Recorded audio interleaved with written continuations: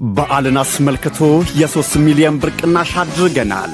በተወዳጁ ሲኤምሲ ላይ እንደ ኢትዮጵያ እጅግ ቅንጡ ኮምፓውንድ አፓርትመንት ለሽያጭ አውጥተናል። ከፀሐይ ሪል ስቴት አጠገብ የፓርክ እይታ ያላቸውን ከ73 ካሬ እስከ 300 ካሬ፣ ከባለ 1 መኝታ እስከ ባለ 4 መኝታ በተለያዩ የካሬ አማራጮች ከ700 ሺህ ቅድመ ክፍያ ጀምሮ ቀሪውን ያለምንም የዋጋ ጭማሪ ቀስ ብለው የሚከፍሉበት ቀድመው ለሚመጡ ደንበኞቻችን ከ7 እስከ 30% እውነተኛ ቅናሽ አዘጋጅተናል።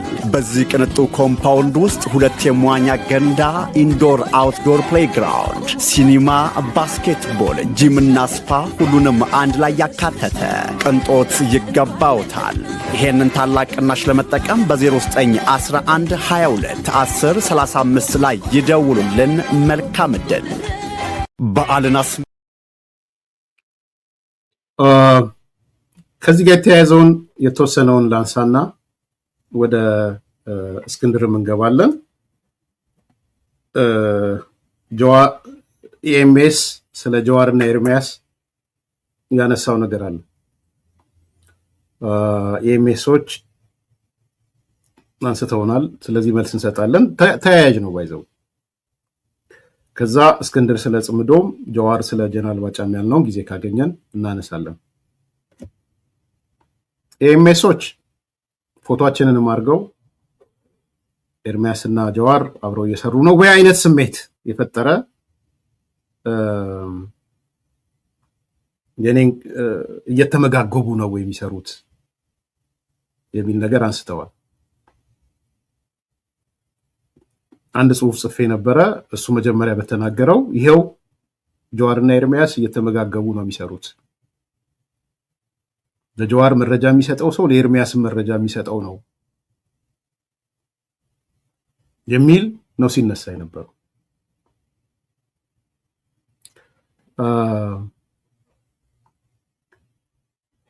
አሚን ብዙ እንትን ምለው አይደለም፣ ግን እኔ አይደለሁም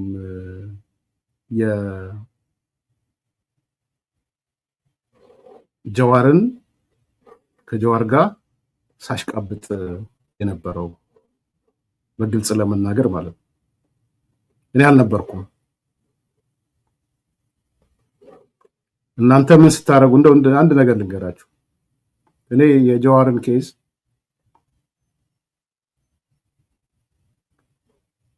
አስራ 15 ቀን ዝርዝር ጥናት ተሰርቶ በደንብ እርግጠኛ የሆነ ይዤ መጣው እና ጠብቁኝ፣ ጀዋር እንደዚህ ሆኗል፣ በአሜሪካን ሀገር እንዲሆኗል፣ በኬንያም እንዲሆኗል፣ ፐርሰናል ነው ግራንታ ተሰጠውም፣ ከዚህም ሀገር እንዲባረር ተደርጓል። እሱን ጠብቁኝ ብዬ ገና እኮ በለጠፍኩኝ በ30 ደቂቃ ውስጥ ደረጀ አብተወልድ የሚባለው ነው ባለፈው ቋችሁ ገና እኮ ፕሮግራሙ አልተላለፈ። ኤርሚያስ ወጥቶ ምንድነው የሚያወራው የሚለውን አያውቅም። ምንም ያውቀው ነገር የለም። ምን ላውራ እንደምችልም አላውቅም። እባካችሁ ወቁ፣ ጀዋርን ስልክ ደውዬ አግኝቼው ነበር፣ አልታሰረም። ኤርሚያስ ለገሰ የሚባል እንዲህ ብሏል።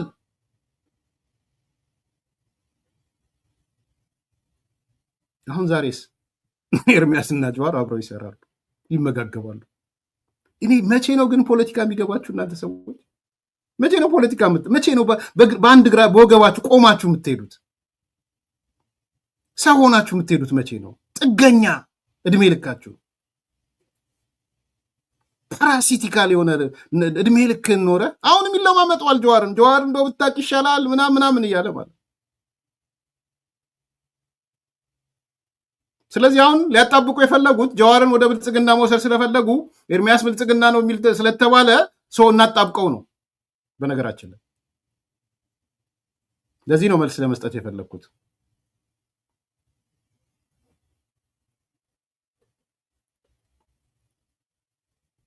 የአፋብን ህዝብ ግንኙነት መምሪያ ኃላፊ አስረስ ማረዳምጤን በተመለከተ ከመሳይ ጋር ባደረገው ቃለ ምልልስ ጀዋር ይሄን ጽሁፍ ሲያጋራ በቃ ደነገጥኩ። ጀዋር በጣም ተበሳጭቷል ያልኩት ይህን ሰው ይላል አስረስን ነው ተመልከቱት። በቅርቡ ከፈቀደ አብዲሳና ከፍቅሩ ሙሉዬ ጋር ፈቀደ አብዲሳ ማለት ከሸኔ ከርቶ የገባው ፍቅሩ ማለት ከፋኖ ከርቶ የገባው ነው። ጎልፍ ክለብ ቢከሰት ሰርፕራይዝ እንዳትሆኑ አገዛዙ በሚፈልገው መልኩ ትብብር ተብያዋን ገና ሳትንቀሳቀስ ጎማዋን ይበሳሳት ነው ብሎ ጻፈ። ጀዋር እንደዚህ ብሎ ጻፈ። አስረስ ማሬ የአብይ አህመድ ነው እየሰራ ያለው በቅርቡ ጎልፍ ክለብ ብታዩት ብሎ በጣም በሚያስደነግጥ ሁኔታ በድፍረት ምን ይሆን መረጃው ብዬ ቴድሮስ ርዕዮት ላይ ቀርቤ ለማየት ሞከርኩ። ምንም ነገር በሌለው ነገር መስሎኝ ነግረውኝ እንትና ብለውኝ የሆነ ከውስጥ ያሉ ነግረውኝ ጠቁመውኝ ምናምን የሚለው ነገር አለ።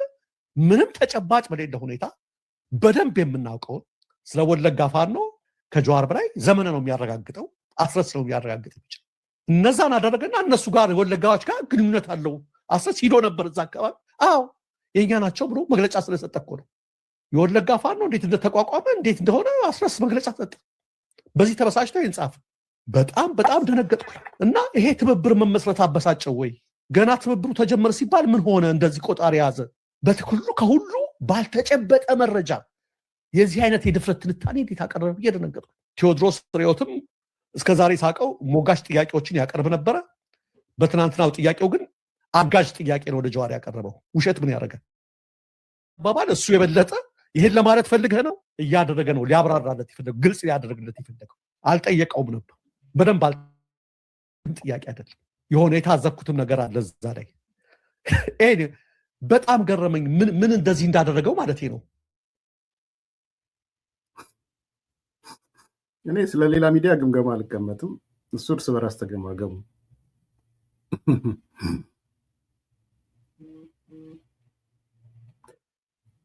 ኢሳት ጋር የተፈጠረው መሰረታዊ ልዩነት ምን እንደነበረ ታውቃላችሁ? ድንገራችሁ። ርዕዮት ዓለሙ ቴድሮስን ቴዲ ርዕዮትን ለምን ይዛው መጣች ነው መሰረታዊ ልዩነት የተፈጠረው። ለምን ይዛው መጣች ከሚሉት ግን አንዱ ይሄ ሰው ነበረ። በነገራችን የተካሄደ የአንድ ሰዓት ተኩል ቃለ መጠይቅ 30 ደቂቃ የተቆረጠው በዚህ በፋሲል በመሳይ ነው መኮንን። የመጀመሪያ የልዩነት መነሻው እሱ ነው። ገና ይዘረዘርልሃል። ዛሬስ ቴዲ ርዕዮት ምናምን እንደው አጠያይቁ ምናምን እሱን ተነጋገሩ እርስ በርሳችሁ። ግን እኔም ከቴዲ ጋር አውርተን ስለነበር መሰረታዊ ልዩነት ርዕዮትም ወጣ እሱ ሚዲያ ላይ ወጣ ነው ይቅርታ የጠየቀችው ማንሳት ስላለብኝ ነው። ዛሬስ ጥልምልምል ብለህ እንደው እንዲህ ሆኖ ሰኞ ዕለት ሳይንቲስት ታደርገዋለህ፣ ሐሙስ ዕለት መከነ ትለዋለህ። ከዛ ይቀጥላል። ጀዋር ኬት መረጃውን አመጣው የሚል ማለት ገርም ነገርና ይሄ ብቻ አይደለም። እንደነገርኳችሁ ቤት እያቃጠሉ የት ይላልን የተወራረሱት አንድ ነገር አለ። አሁን ጀዋር ላይ ያነበብኩላችሁ ምናልባት እነ ፍቅሩ ሙሉዬ ጋር ጎልፍ ሲጫወት ጎልፍ ክበብ ካያችሁት ሰርፕራይዝ እንዳትሆኑ የሚል ነገር አለ። ይችን ቃል ሌላ ቦታ አይተናታልና አንዲት ነገር ስላስታወሰኝ ነው የምንሄደው። ይሄንን ጀዋር የጻፈውን ተከትሎ ማን ጻፈ ካላችሁ አሁን ለብልጽግና እያገለገለ ያለው ኤርሚያስ ለገሰ አንድ ጽሁፍ ጻፈ። እሱ የጻፋትን ደግሞ እናንብብ ከጀዋር ጋር የቃላት መወራረስን እንድንመለከት። ኤርሚያስ የጻፋትን እኔ አይደለሁም። ምን ይላል መሰላችሁ? ኤርሚያስ የዛሬ 2 ወር አካባቢ ከናስረስ ማረ ታጣቂ ለብልጽግና እያገለገላለኝ እርግጠኛው ልንገር ለሻቢያ ከማገለግል 1000 እጥፍ ለብልጽግና አገለግላለሁ። ጻፉልኝ ይሄን በእናታችሁ። የሻቢያን እግር ከምስም 1000 ጊዜ የብልጽግና እግር ስማለሁ።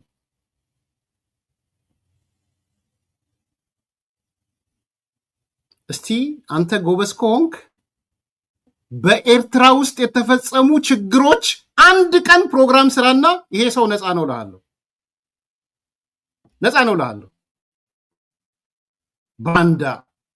ባንዳ ማለት ለውጭ ሀገር ለፍላጎትና ለጥቅሙ የሚውል ማለት ነው።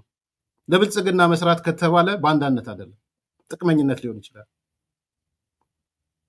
ከጥቅመኝነት ከባንዳነት ጥቅመኝነት ይሻላል። ከሆነም እደግመዋለሁ፣ ለሻቢያ ማገልገል ከማገለግል 1000 ጊዜ ለብልጽግና ላገልግል። ወንድሞቼ እህቶቼ ናቸው፣ ጓደኞቼ ናቸው። ማፈሪያ ለ1 ሚሊዮን ዓመት ኢትዮጵያ የባህር በር አያስፈልጋትም እንተያያለን ለሚል አካል ነው ተደፍተ እያገለገልክ ያለው። ኢትዮጵያ የምትባል ሀገር እንደ ሀገር መፍረስ አለባት ብሎ ከግብፅ ጋር እየተደራደረ ላለ አካል ነው እግርህን ደፍተ እያገለገልክ ያለው። ንገሩኝ ባይ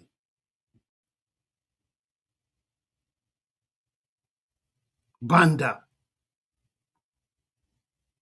ደግሞ የባንዳነት አንደበትህ መጥቶ ኤርሚያስ ምናምን ይላል እንዴ? 1000 ጊዜ ያገለግላለሁ አልኩ እኮ።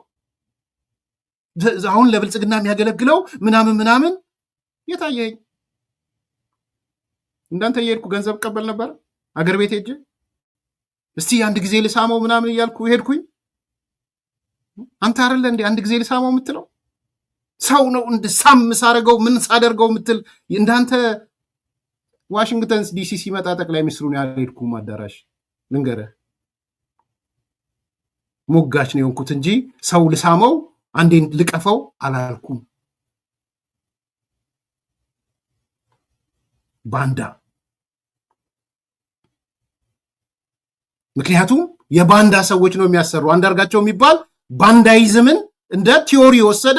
የሱ ነው ኦን ኤንድ ኦፍ የሚያደርግ 0 ኤንድ 1 የሚያደርግ። የትኛው ሞራል ነው? ከሻዕቢያ ጋር ያደገደክ አሁን ደግሞ ለደብረ ጽዮን እየሰገድክ ደግሞ ብልጽግና ትላለህ። ትንሽ ማፈር ድሮ ቀረ። አሁን እኔ ብልጽግና ጋር ማገለግልም ከሆነ እናንተ የሻዕቢያ ሰዎች ስለሄዳችሁ ነው የመጣሁት። ሻዕቢያ ስለሌለ ነው።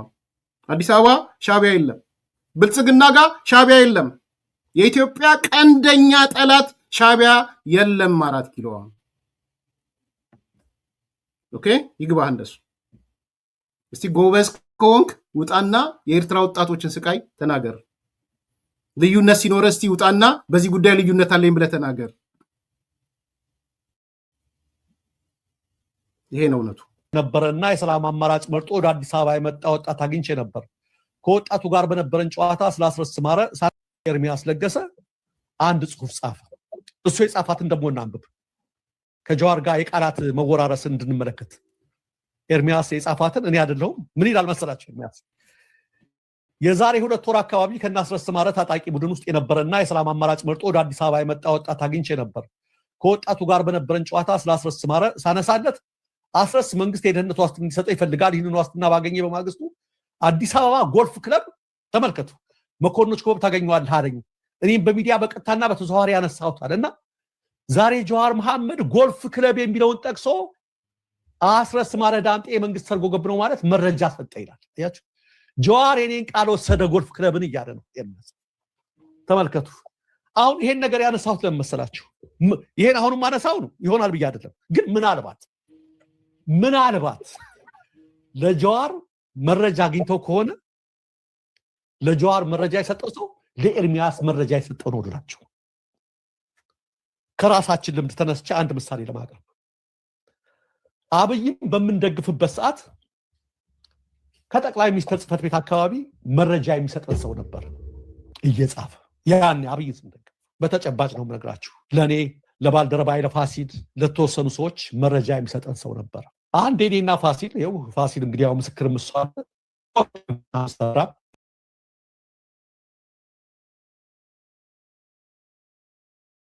የሚያወራው ዝባዝንኬ ከብልጽግና ጋር ሲሰራ መረጃ የተሳሳተ ይሰጡኝ ነበር ምናምን እና ቄል እንዴ ከሌ በዚህ አንድ እግሩ እዚህ ተቀበረ አንድ እጁ እዛ ተቀበረ እያልክ ስታወራ እንደነበር ወደኋላ እንሂድ። አብይ ነው ብሎ ብልጽግና ከጸጸ እና እሺ መጨረሻ ምንድነው ጥሪ የምታቀርበው? ፋኖችን ነገር እንዲያቆሙ ጥሪ ያቀርባለሁ። ክላሽ አረገብኝ ለኔ ለራሴ ተምታቶበት ነው የቀረበው፣ ተዘጋጅቶም አይደለም። አይ ውሸት ስትይዝ እንትን ሁሉ ይጣረሳል እርስ በርስ። እዚህ ጋር ያ ነው ይላል፣ እዚህ ጋር ለዘመን ወይ ለእንትና ጥሪ ያቀርባል። ምን ለማለት እንደፈለገ እንትን አላደረገበት። እየመረረህም ዋጠው ጀዋር ፋኖ ድብን ያለ ድል ያገኝ ከፍቶ ከሆነ ቻለው ደግሞ ይሄ ጥምረት ትብብር የሚባል ነገር ተመልክቷል። በዚህ ትብብር ውስጥ ኦላም ጭምራል። ምናልባት እዛ ላይም ቦታ ፊት ነፍከው ከሆነ ቻለው አይታወቅም። ያንተን ለማድረግ ዞሮ ዞሮ ስትሰራ ቆይተሃል። እየሰራህ የነበርከው ግን አንዳንድ ሰዎች ሲተቹ ነበር። ይሄ እኮ ራሱ ጀዋር አሁን እያጋለጠ ያለው አብይን የሚጠቅም ነገር ነው። በሙትና ገዴ ኢንዲቪጁዋሎችን እያጠቀ ማለት ነው። እንደዚህ ነው። ለትግሉ ይጠቅማል አይጠቅም ይሄ ነገር አላውቅም። ለአብይ ይጠቅመዋል ቢጠቀምበት ያንተን መረጃ አውቃለሁ። አንዳንዶች እንደዛ ይለዋል። ስርዓቱ ትናንትና ግን በግልጽ መጣህና ዝም ብሎ ሩመር ነው ያደረግከውና የከሰስከው ሌላ የቅጥር ያቀረብከው ሌላ ኢንተርቪው መልሰህ ተመልከተው ማለት ነው። ሁለት የንጹሃን ቤት እያቃጠሉ ያሉት ቅድም ያያቸው ወጣቶች ናቸው። መጮህ ካለብህ ለህሊናህ፣ ለስብዕናህ ደግሞ አላህን እፈራለሁ ለሃይማኖትህ አላህን ከፈራህ ንጹሃን ላይ ለሚደረጉ ሰዎች ዘርና ሃይማኖት ሳትለይ ያያቸውን አይነቶች እንጂ እነ ጁላና ጀነራል ተገደለና ጀነራሉ የተገደለው በሳቦታጅ ነው ብሎ በምንስ ቢሆን ሲጀመር እኔና ጀዋር አልተመጋገብንም። ጀዋር እያለ ያለው ወለጋ ፋኖ አለ፣ ያ የወለጋ ፋኖ የመንግስት ፋኖ ነው እያለ ነው። አንድ ሁለተኛ አስረስ ወደ ወለጋ ሄዶ ፋኖ አደራጅቷል። ደግሞ ተብሎለት አየር ታይቶለት ወለጋ ገብቶ እንዲያደራጅ ተደርጓል። ስለዚህ አስረስ ብልጽግና ነው እያለ ያለው ጀዋር ብልጽግና ነው። እዛ ያለው ፋኖ ብልጽግና ስለሆነ አስረስም ብልጽግና ነው። ኢቭን ከለላ ይሰጠው ነበረ። ድሮን እንዳይመታው ወደ ወለጋ ሲገባ ከለላ ይሰጠው ነበረ። ይሄ ነው። ምንም አይነት ግጭት የለውም በዚህ መሃል። አስረስ የብልጽግና ፋኖ ነው ያለው። እኔ እሱን አላልኩም።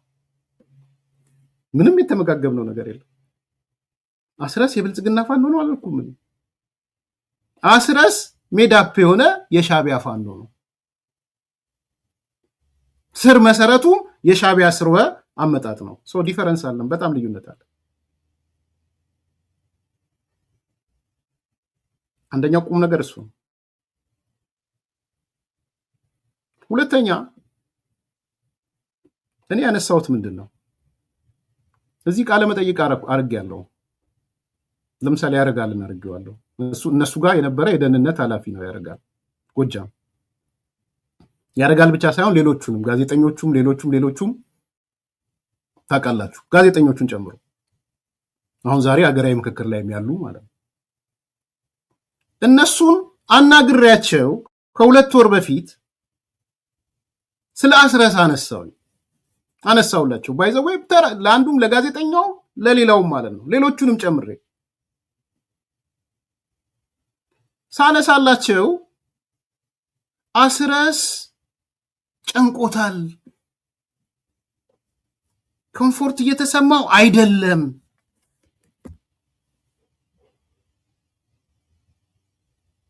እዚህ ያለው እንቅስቃሴ ብዙ እሱ በፈለገው መንገድ እየሄደ አይደለም፣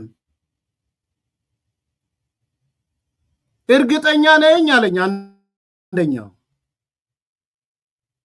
መንግስት አንድ ጾታ ጠቅሶ የዛ በር ቢሰጠው ዋስትና ቢሰጠው አዲስ አበባ ጎልፍ ክለብ ይመጣል። ጎልፍ ክለብ የሆነበት ምክንያት ብዙዎቹ ከመጡ በኋላ ጎልፍ ክለብ እረፍት ይወስዳሉ። ብዙዎቹ ለዛ ነው። በነገራችን ጎልፍ ክለብ ማለት ጦር ኃይሎች ያለ የኛ ሰፈር ያለ ማለት ነው። በልጅነታችን ሄደን እኔ በተለይ ሄደ ነበረ፣ እናቴ ማየር ኃይል ስለነበረች ትልቅ የጎልፍ መጫወቻ ክለብ። ስለዚህ እዛ ይመጣል። እነሱም እዛ ነው ያሉት። በነገራችን ላይ አንዳንዶቹ ይሄን ያውቃል አላውቅም ጀዋር። እኔ ቃላት የወሰደብኝ አልወሰደብኝ እኔ ምን ያደርግልኛል? ጀዋር ኢዝ ኦልሬዲ ዴድ። ስለዚህ አስረስ ዋስትና ቢሰጠው ይመጣል። ግን የሚያስፈራው ነገር አለ አሉኝ። እሱም ብቻ አይደለም ብዙ ናቸው። በነገር ጎንደርን ጋም አሉ። ምንድነው የሚያስፈራው አልኳቸው። የፈጸመው ወንጀል ያስፈራዋል። ኤርሚያስ አስረስ ከምትጠብቀው በላይ በደም ታጥቧል። እጁ እግሩ ሰውነቱ በሙሉ በደም የታጠበ ሰው አስረስ ነው። ስለዚህ ነገ የሽግግር ፍትህ ቢባል እንኳን እሱ ላይ የሚወሰደው የህግም ሰው ስለሆነ ምን ሊወሰድ እንደሚችል ያውቃል። በደም የታጠበ ነው አሉኝ አስረስ። እስቲ ምሳሌ ስጡኝ አልኳቸው። እስቲ በደም የታጠበው ምሳሌ ስጡኝ። አንደኛ ትምህርት ቤቶች ላይ ቦምብ እንዲጣል አድርጎ ተማሪዎቹ እንዲገደል ትዕዛዝ ያስተላለፈው አስረስ ነው። ጎጃም ትምህርት የለም ብሎ ቦምብ ጣሉ ያላቸው ማለት ትዕዛዙን ያስተላለፉ ልጆቹ ቢመጡ ትዕዛዙን የሰጣቸው ሰው ቁጥር አንድ እሱ ነው። ሁለተኛ መምህራን 12 መምህራን የተረሸኑት በቡድን እሱ ትዕዛዝ ሰጥቶ ነው። የ12 መምህራን ደም እጁ ላይ አለ፣ አስረት እጅ ላይ አለ። ሶስተኛ በገበያ ቦታ በንብርክክ ሄደው የሀገር ሽማግሌዎች፣ ቄሶች፣ የአካባቢው ትልልቅ ሰዎች ጭቃ ለጭቃ አስኪዷቸው እንዲረሸኑ ኮሚቴውን የወሰነው አስረስ ነው። በደም ታጥቧል አስረስ። አራተኛ መዋ ተዋህዶ የሚባለውና የእስክንድርን መዋቅር አፈርሳለሁ በሚል መዋ ተዋህዶና የእስክንድር መዋቅር ከ116 በላይ የአማራ ወጣቶችን ረሽኗል። ይብረዋሉ። ጉድ እኮ ነው የምትሰሙት። ዛሬ ጀግና ልትለው ትችላለህ፣ ነገ ይሄ ነው እውነቱ። ከ116 በሊስት ነው ያለው፣ ባይዘው በስም ዝርዝር አስረስ ያስረሸናቸው ሰዎች በስም ዝርዝር ነው ያሉት። ከዚህ ከመዋ ተዋህዶና ከእስክንድር መዋቅር ጋር ኔትወርክ አላቸው በሚል ማለት ነው። 160 ሶሪ 116 ነው ያልኩት፣ 160 ሊስቱ አለ። አስፈላጊ ከሆነ እኔ ሊስቱን አመጣላችኋለሁ። ስክሪንሻት አለኝ። 160 ሶሪ 116 ነው። ኦኬ ይሄ ሰው በዚህ ልክ በደም የታጠበ ሰው ነው። ከዛ በኋላ ይሄ የገንዘብ ምናምን የማዳበሪያ እንደዚህ እነዚህ አመራሮች የመግደል ምናምን እሱን ተውት። በቃ የትግሉ አካል ነው ብላችሁ ልትወስዱት ይችላል። እሱም ቢሆን አይቻልም። የፖለቲካ መሪዎችን መግደል አይቻልም፣ ወንጀል ነው፣ የጦር ወንጀል ነው። ግን ይሁን በቃ አመራሮቹም እነሱ ብልጽግና ምናምን ብላችሁ ይሄ ብርም 40 ሚሊዮን ብር ነው የተቀበለው። ባይዘው የአርሶ አደሮች ማዳበሪያ ከህብረት ስራ ማህበር ሄዶ ወሮ ማዳበሪያውን 40 ሚሊዮን ሸጦ ኪሱን ያስገባው አስረስ 40 ሚሊዮን ብር። ይሄ ሰው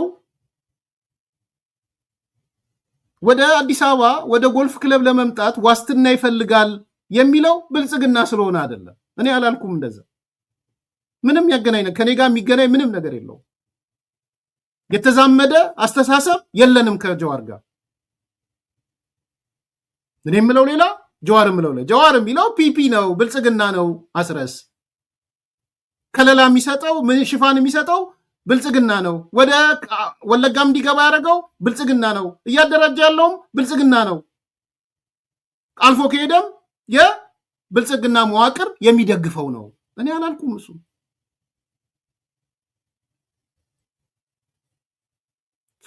ፖይንቱ ምንድነው? ይሄ ሰውዬ እንዳይመጣ የወንጀሉ ክብደት ህብረተሰቡ ይፋረደዋል ነገ ከነገ ወዲያ።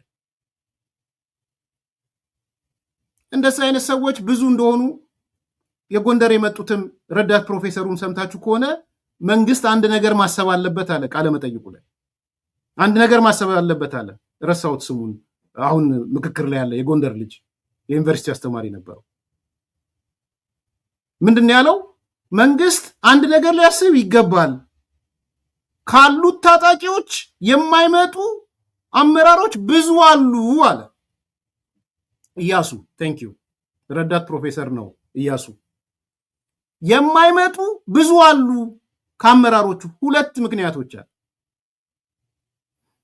አንደኛው ምክንያት መጀመሪያውኑ ወንጀል ሰርተው እስር ቤት ታስረው እድሜ ልክ ምናምን የተፈረደባቸው አመራር ይሆኗል። በተለይ ዘመነ እስር ቤት ከገባ በኋላ ይዞቸው እስር ቤት እያስፈታ እየሰበረ ይዟቸው ሄደ ማለት ነው። አንደኛው እሱ ነው። ከመጀመሪያው ወንጀለኞች ተፈርዶባቸው ፍርድ ቤት የነበሩ ማለት ነው። እነሱ በምንም ተአምር ሊመጡ አይችሉም። ምክንያቱም ተይዘው ወደ ፍርድ ነው የሚገጡት። ሁለተኛው ምክንያት አለ አሁን ባለው ሂደት አስቸጋሪ አስፈሪ ወንጀል የፈጸሙ አለዋል። ሴት ሬፕ ያደረጉ፣ አሁን የጠቀስኩላችሁ አይነት እርምጃ የወሰዱ፣ ቀሳውስት የገደሉ፣ ባለሀብቶች የገደሉ አሉ። ለምሳሌ ታስታውሱን ከሆነ የጎንደር ባለሀብት ይዘው 7 ሚሊዮን ነው ምናምን አምጣሉት። ሰውየው አላገኘ ሲሉት ወንድሙን ወሰዱና ወንድሙን ደፉት፣ በስም የተጠቀሰ። ስለዚህ በዚህ በትግል በሚሉት ውስጥም ከፍተኛ ወንጀል በመፈጸማቸው ወደ ህብረተሰቡ ቀና ብለው ማይሄዱዋል። ስለዚህ የኔ ሐሳብ ከኔ የሚያወራውት ፒፒ ስለሆነ መጥቶ ጎልፍ ክለብ ይመጣል፣ መኮንኖች ክበብ ይመጣል አይደለም። ይሄ ፍራቻ አለው፣ ይሄ ስጋት አለው። ይሄ ሰውዬ በደም የታጠበ ነው። ሰው አንዱ ይሄ ነው። ከዛ በተረፈ ጀዋር የጻፈውን ነገር አይቻለሁ። መሳይ ብሎ ስታሊን ብሎ ከዛ በኋላ ጆተኒ ምናምን እኔን ነው ብዬ ማለት አልፈልግም፣ ግን የሀሳብ ማን ሲያነሳው እንደነበረ ማን ሲያቀነቅ እንደነበረ ጀዋር እውነትም ለካ ይወርሳል፣ የሰው ነው የሚወስደው የሚለውን ግን ትንሽ አሁን ደረጀን የሰው ለካ ቀብ ያደርጋል። አንድ የጀዋር ጫት ገረባ ለቃሚ ያለ እሱ ነው ይህን ጻፈው ጆተኒ ምናምን። አዝናለሁ፣ አፍራለሁ። እነዚህ ሰዎች እኔ ቤተሰቤን አስቸግሬ ዛሬ እናገረዋለሁ በደንብ ቤተሰቤ ጋር ተወያይቼ የቤት ኪራይ ቸገረኝ ሲሉ $1000 ከ$1000 የላኩላቸው ሰዎች ናቸው ጆተኒ የሚሉት። ከቤተሰቤ ከልጆቼ ጉሮሮ አውጥቼ ነው $1000 የላኩት። ማንም አልሰጠኝም። ግን ለምን የቤት ኪራይ ይሰቃያሉ ብዬ እሱ አይደለም የሰሩበትን የ3 ወር ስራ አልከፍልም ብለዋቸው አልከፍልም የ3 ወር ደሞዝ ውጭ ሀገር ነው ያለው ተብሎ እኔ ዋስትናውን አለው ክፈሉ የ3 ወሩን ትጠየቅ። ስራ አስኪያጁ አትጠየቅ፣ ልዩ አለች ትጠየቅ። ደውዬ እኔ ኧረ ኤርሚያስ ወንጀል ውስጥ ገባ ልግባ እኔ ኃላፊነት እወስዳለሁ ግፋ ቢል ታክስ ክፈል ነው የምባለው። ታክስ ክፈል ነው የምባለው ግፋ ቢል። I'm the one and the only one። አንዳንድ ነገሮች መናገር ስለማልፈልግ ነው። $1000 is not easy። ግን ሰው ቤት ኪራይ ከሚያጣ ብለን ነው እንትን ያልነው። ከየትኛው ነው ያገኘነው እንዴ? በክብር ነው የምኖረው። በዚህ አጋጣሚ በክብር በኩራት የፖለቲካ አመለካከት ልዩነት ሊፈጠር ይችላል። ብድግ ብለህ ግን ፖለቲካ አመለካከት ልዩነት ስለተፈጠረ ምንድነው ስሙ ጆተኒ ምናምን አትልም፣ ነውር ነው። እኔ ነኝ በክፉ ጊዜ ቤተሰብ አስቸግሬ የደረስኩት።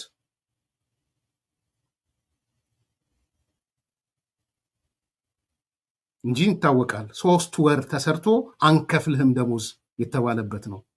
እፈርማለሁ እኔ ምጠየቅ ከሆነም እጠየቃለሁ። እዚህ ሀገር ባለ ህግ ምጠየቅ ከሆነም እጠየቃለሁ። ሪስክ ወስጄ ባይዘው ዛሬ እንደዚህ አይነት ነገር ስላመጣ ያኛው ወርሶ እንደዚህ ምናምን አሁን እኔና አይደለም እዛ ውስጥ አልገባም። ግን ኦሪጂናሊ ከየት እንደመጣ ስለማውቀው ኦሪጂናሊ ከየት ነው እቺ ሐሳብ ከየት ነው የመጣችው? ስታሊን ብሎ መሳይ ብሎ then አይ ነው እኔ ምን ያህል ወገቡ እንደሰበርኩት አውቃለሁ። ባይዘው ጀዋር የሚባል ሰው ከፖለቲካው መድረክ ወገቡን እንደተሰበረ አውቃለሁ።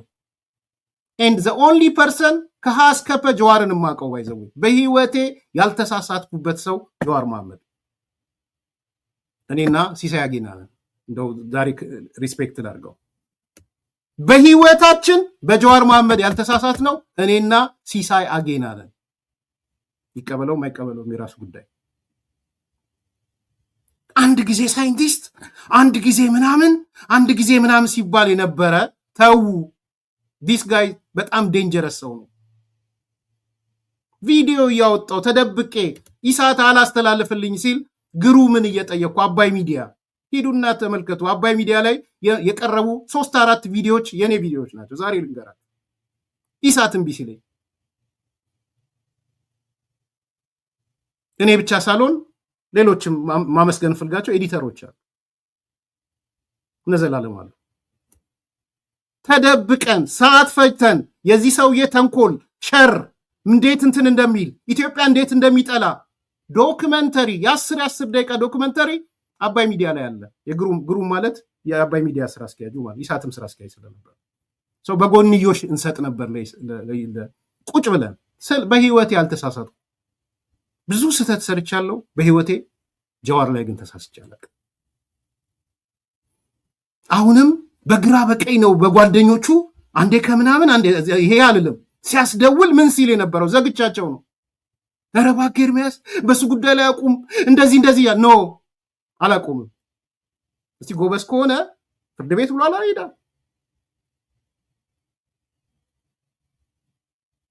ይሄ ነው ሪያሊቲው። እዚህ ይለማመጣል። እሱ የሚለማመጥ ሆኖ ተገልብጦ መጥቶ ኤርሚያስ እንደዚህ ይብልጽግና ምናምን ይላል።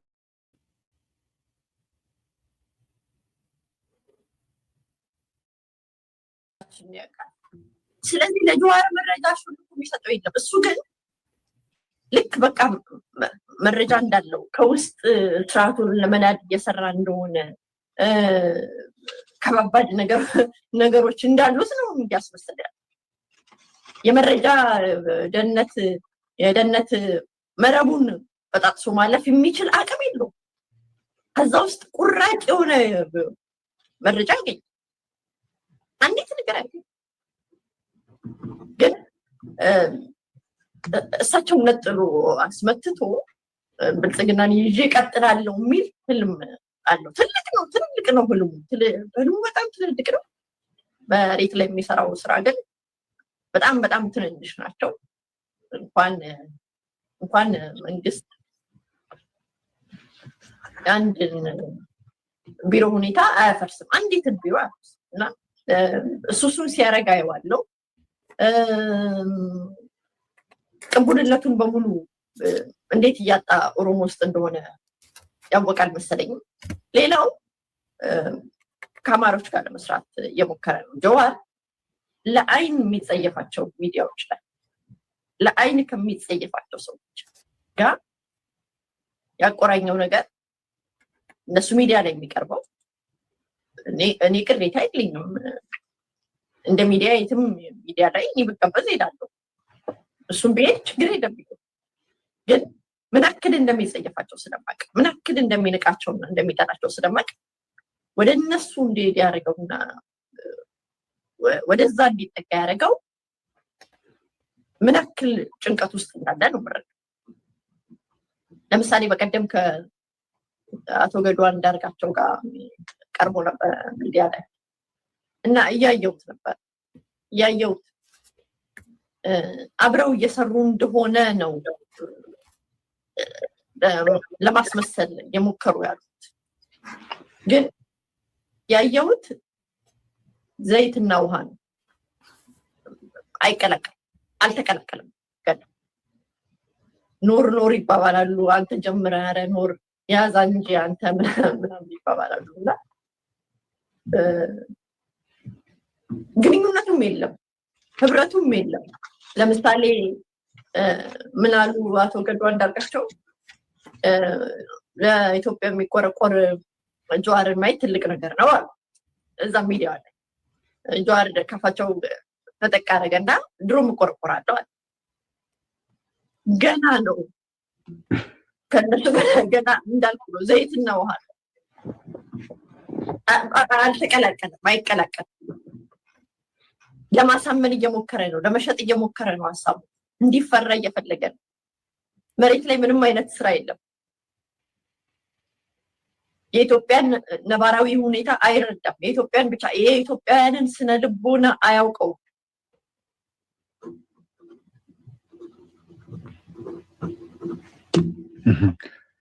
የኢትዮጵያውያን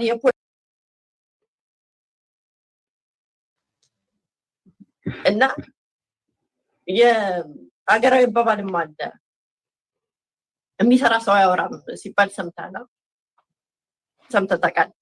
የሚሰራ ሰው፣ ህልም ያለው ሰው፣ ትልቅ ጉዳይ ያለው ሰው በየሚዲያው በዚህ ደረጃ እየዞረ እየተቀበዘበዘ ሊያወራ ይችላል። እሱ የፈረሰበት ነገር ስላለ፣ የተበላሸበት ነገር ስላለ ምን እንዳስጨነቀውም ቅድም እንዳልኩ አስቀምጬልሃለሁ። ሌላው ጀዋር ያላወቀው ነገር፣ ያልተረዳው ነገር መሬት ላይ ስለሌለ እሱ አየር ላይ ያለው ይህንን ደፍረውም ወዳጆቹም እየነገሩት እየገሰጹትም አይመስለኝም። በግሉም ሰውን የሚሰማ ሰውም አይደለም። እሱ ያችን የበላይነቷን ይዞ ሌሎችን ማስከበር ብቻ ነው የሚፈልግ። ሌላው ኮልኮሌ ነው፣ ከእሱ አጠገብ መሄድ ገባሪ ነው እንጂ የእሱን ቦታ እንዲቀነቀን ወይም እንዲመክረው አስተያየት እንዲሰጠው እንዲገስጸው የሚፈቅድ ሰው አይደለም። መሬት ላይ ያለው ቅቡልነቱ ወዴት እየሄደ ወዴት እያሽቆለቆለ እንደሆነም የተረዳም አይመስለኝም፣ ያወቀውም አይመስለኝም። ይሄ ወጥቶ በየጊዜው በሚናገረው ነገር፣ በየጊዜው በሚጠረስ በሚያወራው ነገር መረጃ እንዳለው ያስመስላል። በየሚዲያው ሲወጣ እንዲፈራ ይፈልጋል። የድሮውን ይሄ መፈራቱን መመለስ ይፈልጋል። አልቻለም። መረጃ የለውም፣ አቅም የለውም። አንድ ምሳሌ ልሰጥ እችላለሁ። እኔ ምግብ ማብሰል በተፈጥሮ አልወድም።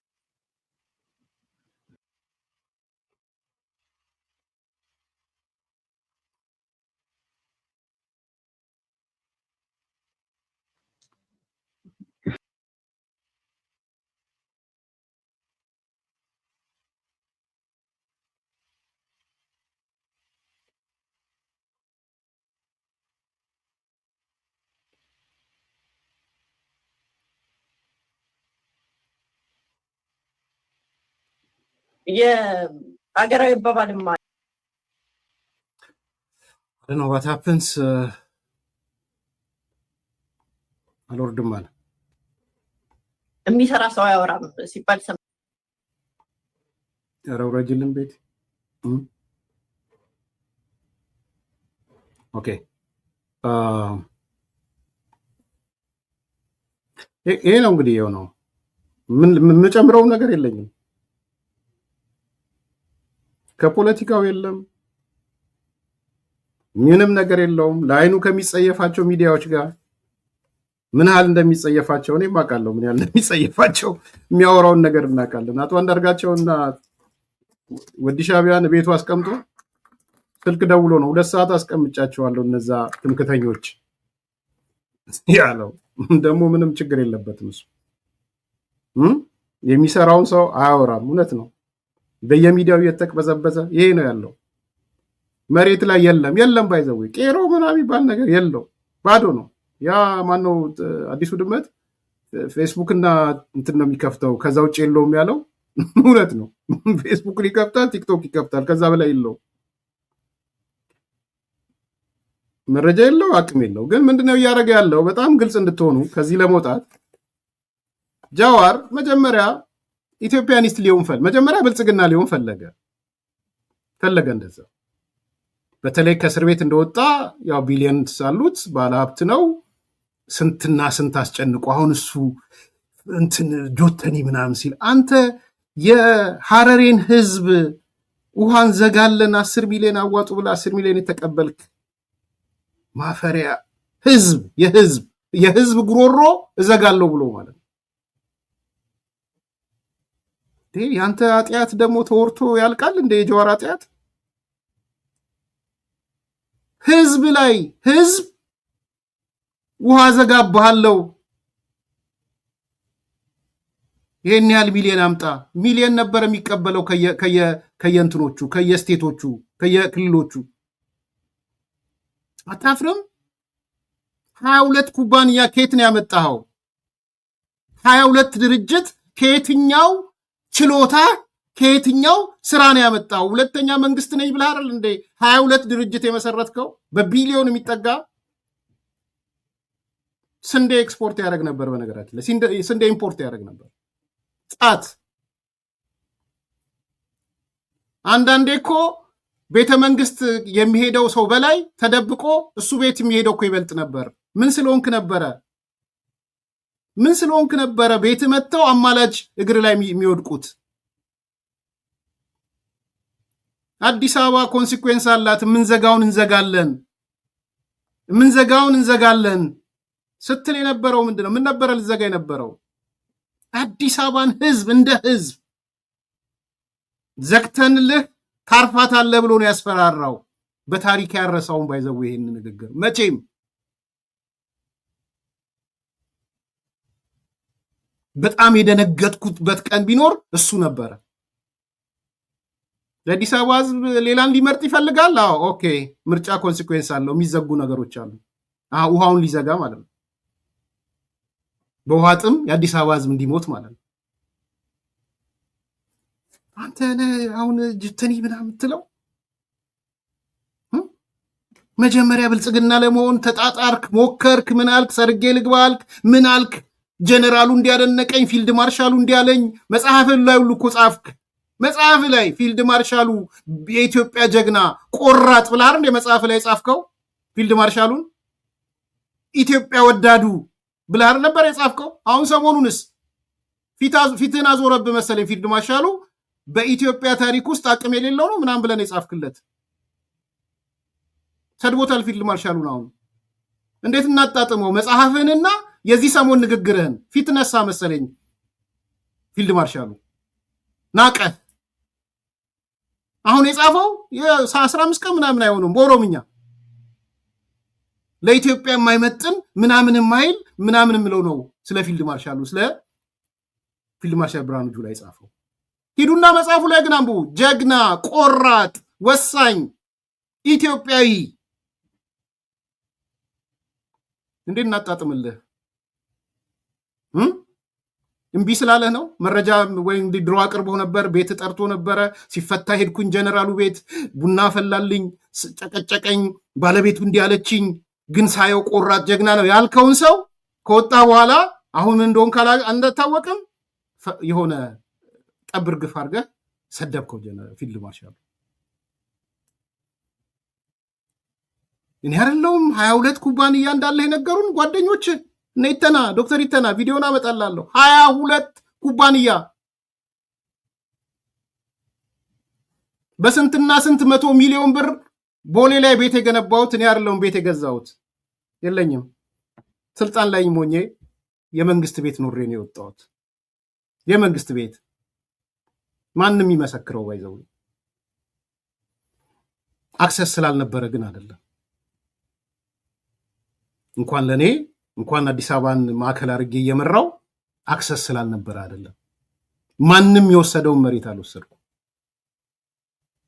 ዛሬ መጣ የሆነ ጆተኒ ምናምን የታየ እስቲ መረጃ ማስረጃ ብጠየቄት ነው የምታመጣው? ያኛውን ቅድም አስቼላችኋል። 23 ኩባንያ ይዘህ ክልሎች ሲዳማ ምንድን ያረካቸው? እኔ ነኝ ክልል ያሰጠዋችሁ ይህን ያህል ሚሊዮን ብር አምጡ አይደል ያልካቸው ሲዳማዎች። ማት ጉድ እኮ የአንተ ሚስጥር እኮ ተደብቀ እኮ መቅረት ያለብህ ሰው ነው። ባይዘው ተሸሽገ መቅረት ያለብህ ነው። አይ ዶንት ቲንክ ኢትዮጵያውያን ከዚህ በኋላ ኢቭን ኦሮሞ እድል የሚሰጥህ አይመስለኝም በታሪክ ዘን ብልጽግና ልትሆን ሞከርክ። ጠቅላይ ሚኒስትሩን እናግዘው እንርዳው ምናምን አልክ። ጠቅላይ ሚኒስትሩ አወቀብህ። ይህን የሆነው ከዛ ጥለ ወጣ። ህዝብ ሁሉ እስኪጮህብህ ከዛ ኬንያ ላይ ጠቅላይ እንትና በአምባሳደር ባጫ እንትና ሊያስገድለኝ ነበር ብለህ ጻፍክ። አሁን እሱን ዝርዝር እመጣለሁ። ስለ አምባሳደር ባጫ ራሱን የቻለ ፕሮግራም ስላለኝ መጽሐፉን ስለጨረሱ እመጣለሁ። አምባሳደር ባጫ አይደለም የኬንያ መንግስት ነው የማትፈለግ ሰው ብሎ ያባረረህ። የማትፈለግ ባጫ እንዲህ ሊያረገኝ ነበር ሊያስገድለኝ ነበር ብለህ ነው የጻፍከው የተናገርከውም። ቴዲ ሐዋሳ የሚባለው ጋር አይቼዋለሁ። የኬንያ መንግስት ግን እንደ መንግስት ነው እንደማይፈለግ ሰው ኬንያ ውስጥ ዌልካም አይደለህም ብሎ ነው ያባረረህ። የምን ማሳበብ ነው? ኦፍኮርስ ባጫ አንዱ የሰራው ስራ ብዬ የማስበው ከኬንያ መንግስት ጋር የኢትዮጵያ ጸረ ሰላም ኃይሎችን ኬንያ ሆስት እንዳይሉ እንዳይቀመጡ የጋራ ትብብር ፈርመዋል። ጀግና ነው ጀነራል ባጫ በዚህ ሳይድ። ሌላ ጊዜ እመለሳለሁ። እሱ ኬንያ ከኢትዮጵያ ጋር ሽብር ዛሬ ኦነግ ሸኔ ኬንያ ላይ ቀና ብሎ አይሄድም። ቢኮስ ኦፍ ጀነራል ባጫ ልንገርህ፣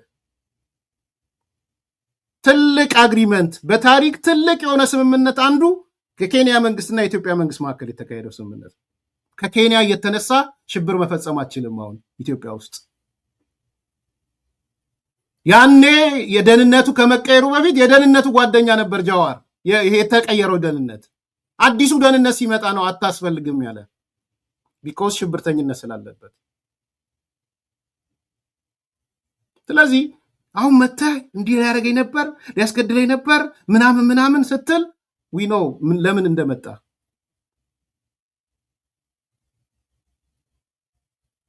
ሶ ያለው እውነታ ይሄ ነው እና አምጥታችሁ አታደባልቁኝ። እኔ መቼም ብሆን ፓራላል ከጀዋር ጋር መሄድ አልችልም መቼም። አሁን ወደ ኦሮሞ ብሔርተኝነት መጠጋት ፈልጓል። ላጠቃለውና ወደ እስክንድር እመጣለሁ። ወደ ኦሮሞ ብሔርተኝነት መጠጋት ስለፈለገ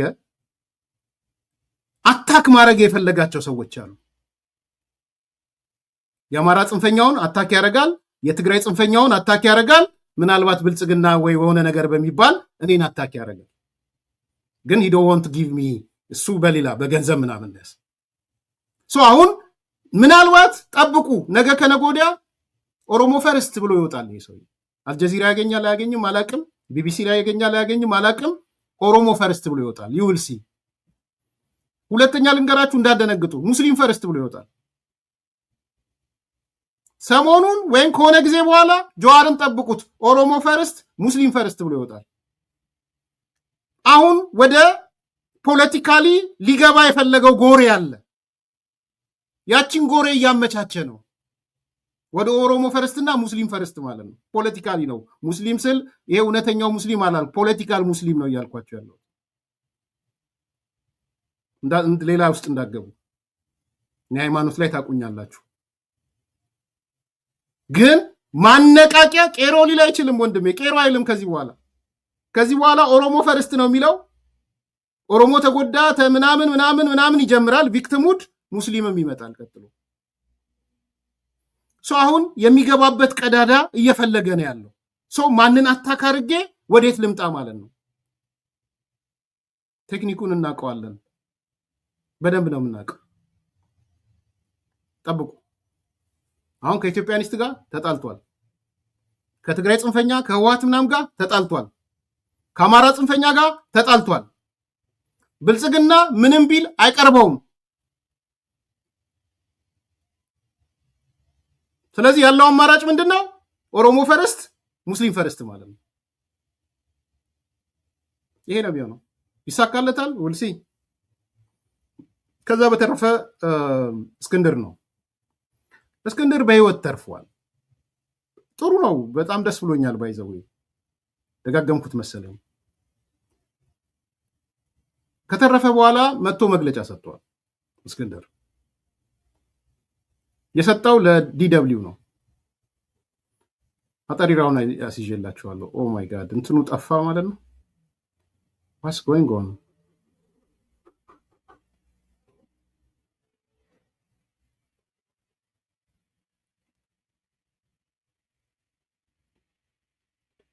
ይኸውላችሁ እስክንድር ያለው ይሄን ነው።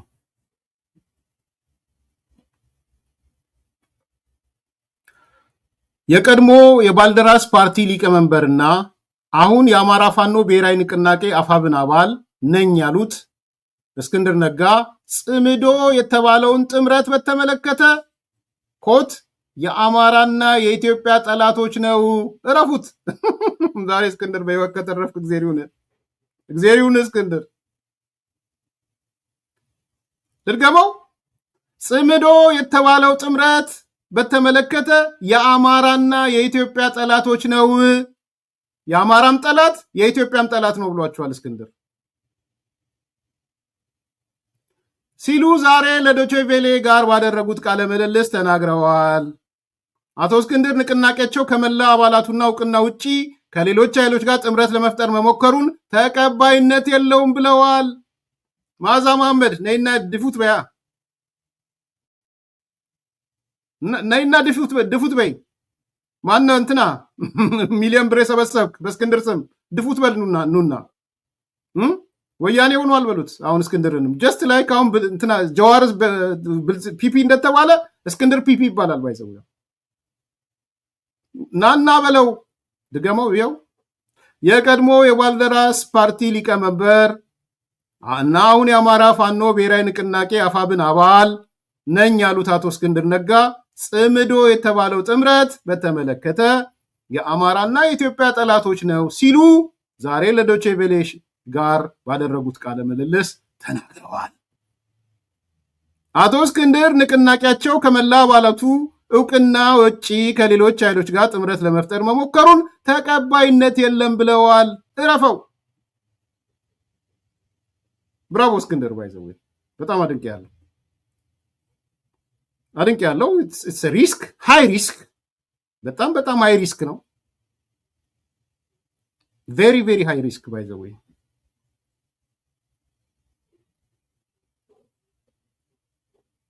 ወይም ሞት ዜና ባልተረጋገጡ የማህበራዊ መገናኛ ገጾች በስፋት ጥያቄዎች መልስ ለመስጠት ፈቃደኛ ስለሆኑ እናመሰግናለን። ከቅርብ ጊዜ ወዲህ የእርሶ መገደል ወይም ሞት ዜና ባልተረጋገጡ የማህበራዊ መገናኛ ገጾች በስፋት ሲንሸራሸሩ ስንመለከት ነበር። በእርግጥ ስለ እርሶ ሞት ሐሰተኛ መረጃ ሲሰራጭ ለመጀመሪያ ጊዜ አይደለም። የሐሰተኛ መረጃ ስርጭቱ መነሻ ወይም ዓላማው ምን እንደሆነ የደረሱበት ነገር አለ? አሳጥረው ቢነግሩ። ከዚህን ጀምር። በዚህ ባለፉት 4 ዓመታት በርካታ የግድያ ሙከራዎች አምልጫለሁ፣ በእግዚአብሔር ፍቃድ ማለት ነው። እንግዲህ ምናልባት እነዚህ ሞተዋል ምናምን የሚሉት ያንን ታሳቢ ያደረገ ሊሆን ይችላል ብዬ አስባለሁ። በነገራችን ላይ እነዚህ የግድያ ሙከራዎች ከአየርም ከምድርም በተጨባጭ የተያያዙ የምናውቃቸውም አሉ ማናውቃቸውም አሉ። በተጨባጭ የምናውቃቸው ግን ከአየርም በድሮን ከምድርም እንደዚሁ ሰዎች ተንቀሳቅሰው እንደዚሁ ግድያ ለመፈጸም ሞክረው ነበር እና ምናልባት ከዛ ጋር በተያያዘ ሊሆን ይችላል ብዬ አስባለሁ። ኢላማ የተደረጉት በመንግስት የጸጥታ ኃይሎች ብቻ ወይስ ሌሎች ታጣቂዎችም ጭምር ነበሩበት? አገዛዙ ግልጽ ስለሆነ፣ ሌላው ግን ለጊዜው አስተያየት ባልሰጥበት ይሻለኛል እንለፈው። ይታወቃል በደንብ ዶክመንትድ የሆነ ነገር ስለሆነ። ያው በአባልነት መሳተፍ አንድ ነገር ነው። በንቅናቄ ውስጥ ሚናው ምንድን ነው? አሁን ተራ አባል ሆኜ ተንቀሳቀስኩኝ። ከፋኖም ከአማራ ውጭ የሆኑ ረጃጅም እጆች ገብተውበት ነበር እና እነዚያ ነገሮች ተደማምረው የሀሳብ ልዩነቱ እንዳልኩት ጎጠኝነቱ ከፋኖም ከአማራም ውጭ የሆኑ ረጃጅም እጆች ተደማምረው እኔ በአመራርነት ልቀጥል የማልችልበት ሁኔታ ነው የፈጠሩት። አቶ እስክንድር ረጃጅም ያሏቸውን እጆች ሊያነሱልን ይችላሉ? እነማን እንደሆኑ ለጊዜው ልለፈው። ይህንም ጊዜው ቦታው ስላልሆነ ጊዜውም ስላልሆነ ልለፈው። እንግዲህ እንደዚያ ካሉኝ እርስዎ በአባልነት የታቀፉበት አፋብን ከሌሎች በኢትዮጵያ ውስጥ ካሉ አማጽያን ጋር ጥምረት መፍጠሩን ሰምተናል። ይህንን የተፈጠረውን ጥምረት እንዴት አገኙት? የንቅናቄው አባል ስለሆኑም ጭምር ሂደቱን ያውቁታል ብዬ ነው ይህንም ጥያቄ የማነሳሎት። ጉዳዩ በብዙ ስላነጋገረም ጭምር ነው የምጠይቆት። እንዴት አገኙት? የድርጅቱ አቋም ወደ ማዕከላዊ ኮሚቴ መውሰድ አለበት። እንደ ጉዳዩ ደግሞ ክብደት በጣም ከበድ ያለ በአባላት ቀጥተኛ ተሳትፎ ማጽደቅ ይጠበቅበታል። የጽምዶ ኃይሎች ጋር ሊደረግ የታሰበው ጥምረት ደግሞ የአባላትን ቀጥተኛ ተሳትፎ እና ውሳኔ ሰጭነት የሚጠይቅ ነው። ደም እየፈሰሰ ነው። በሁለት በኩል ደም እየፈሰሰ ነው። በዚያኛው በኩል ደም እየፈሰሰ ነው። ሁለቱም ኢትዮጵያውያን ብዙ ደም እየፈሰሰ ነው እና በዚህ ልክ ደም አይፈጠርም አይባልም። ከተፈጠረ ይሄ ጉዳይ ቀጥታ ለሁሉም አባላት ቀርቦ ውሳኔ ሊሰጥበት ይገባል። የጀርባ ታሪካቸውን በጽምዶ ኃይሎች ስር የተሰባሰቡ ድርጅቶች የጀርባ ታሪካቸውን ስንመለከት በጸረ አማራነታቸውና በጸረ ኢትዮጵያዊነታቸው የሚታወቁ ናቸው። እኛ የለጠፍንባቸው ስም ሳይሆን ዓለም የሚያውቀው ማንነታቸው ነው። እንግዲህ እነሱ ያን ያስቀመጡበት የራሳቸው ህይወት ዓለም የራሳቸው ታሪክን ፖለቲካን የሚመለከቱበት መነጽር አለ። ያ ትክክል አይደለም የሚለው ሌላ ጉዳይ ሆኖ እንደ ፋኖ የወጣ ነው ከእነዚህ ኃይሎች ጋር ለመታገል ነው ብለን ደማችን እያፈሰስን አሁን ያለው የአፋብን አመራር ድርጅታዊ ጉባኤ በህጋዊና ዲሞክራሲያዊ መንገድ ያልተመረጠና የፋኖን አንድነት ለማሳለጥ በጊዜያዊነት የተዋቀረ የሽግግር አመራር ነው። እንዳልኩት ከ7 ወር በፊት አፋሃድና አፋባሃ ተዋህደው አፋብንን ሲመሰርቱ ድርጅታዊ ጉባኤ አልተደረገም። ምንም የተደረገው ድርጅታዊ ጉባኤ በሂደት ይደረጋል። ለጊዜው ይህንን አንድነት የሚያሳልጥ የሽግግር ጊዜ አመራር መዋቀር አለበት ተብሎ ጊዜያዊ አመራር በምደባ መጣው። በምርጫ ሳይሆን በምደባ ነው የተሰየመው ማለት ነው። ስለዚህ ዋና ተልእኮ የተሰጠው ተልእኮ ይህን አንድነት ማሳለጥ ነው። ይሄ ተቀባይነት አለ። በጊዜያዊነት በተዋቀሩት የአፋብ አመራሮች ውሳኔ ከጽምዶ ኃይሎች ጋር ስምምነት ቢደረግ ይሄ ለታሪክና ለህዝብ ግልጽ እንዲሆን ይበቃል። ዝርዝሩን በኋላ ምናልባት አሁን ከጥቂት ደቂቃዎች በኋላ ከሀቅና ሳቅ ላይ ከአቤ ጋር እንገባለን። አንዳንድ ሺዎች እናነሳለን። በዚህ በወለጋ ፋኖ ጉዳይ እናነሳለን። እስክንድር ሰሞኑ የተናገረውን እንዲሁም የሰሞኑን የሀገራዊ ምክክር ኮሚሽኑንም አያይዘን እናነሳለን። ምናልባት ከ10-15 ደቂቃ በኋላ እዛ ላይ ጠብቁን። እንግዲህ እግዜር ይሁን እስክንድር መግለጫ ይወጡብሃል። እዚህ ያሉት እነ ማዛ እርምጃ ይወሰድበት ብለው ይመጣሉ። ሌሎችም አንተ ጋር አብረው የነበሩ ሰዎች ከአንተ ሚሊዮን ብር ምናምን ሲቀበሉ እስኬው ምንድነው ስሙ ታላቁ እስክንድር ምናምን ሲሉ የነበሩ ሰዎች ዘመቻ ይከፍቱብሃል። ለዚህ ሁሉ ወገብን ጠበቅ አድርግ። አንዱ ምክሬ እሱ ነው። ሁለተኛው ምክሬ ግን ጫካ ውስጥ አይጠቅምህም። ቲፒኤልኤፍ እጇ ረዝሟል። ቲፒኤልኤፍ እጇ ደምህን ደመከልብ አታድርግ። ልንገርህ፣ ደምህን ደመከልብ አታድርግ። የቲፒኤልኤፍ እጅ ከጠብቀው በላይ ረዝሟል። ስለዚህ ይሄ ሰከን ብለህ አስበህ ድርድርም ከሆነ ከፌዴራል መንግስት ጋር ተደራድረህ ወደ ውጭ ሀገር የምትወጣ የድርድር አካል ከውጭ ሀገር መውጣት ከሆነም ወደ ውጭ ሀገር የአማራን ጉዳይ በድርድር እፈታለሁ ምትል ከሆነም እኛም ፌዴራል መንግስቱን ሌላውንም ጨቅጭቀን አንተ የምትላቸው ችግሮች ዘርዝርና እኛም ያመንባቸው ካለ እዚህ መተን እንናገራለን። ቢያንስ በአንድ ወቅት ትረስት በማላችን እንደነበረ አውቃለሁ። ዛሬ እንደሌለ ግን አውቃለሁ። እሱ ቢያንስ ግን አሁን እኔ ህይወትህን አትረፍ ነው ማለት ግድ የለም። ለልጆችህ ለባለቤትህ ብትኖር ነው የሚሻለው። ሁሉም ያልፋል። ሲያልፍ ደግሞ ደመ ከልቦ ነው። ነገ ከነገ ወዲያ ብልጽግና ገደለው ብለው ነው የሚገሉ። ውጭ ያላችሁ ጓደኞቼ፣ የሱ ጓደኞች ንገሩት። ነገ ይገሉህና ብልጽግና ገደለው ብሎ ደመ ከልብ ነው የሚያደርጉ። በአንተ ገንዘብ መሰብሰብ ይጀምራሉ። ከዛ በኋላ ሟችም ገዳይም ጀግና ይሆናሉ። ይዛል ሟች አንተ ነህ፣ ገዳይህ አፋብን ነው እና ስረስ ናቸው እነ ዘመነ ናቸው። ቲፒኤልኤፍ ነው። ተመለስ እስክንድር ተመለስ። ይቅርብህ። ምንም የምታተርፈውም ነገር የለህም።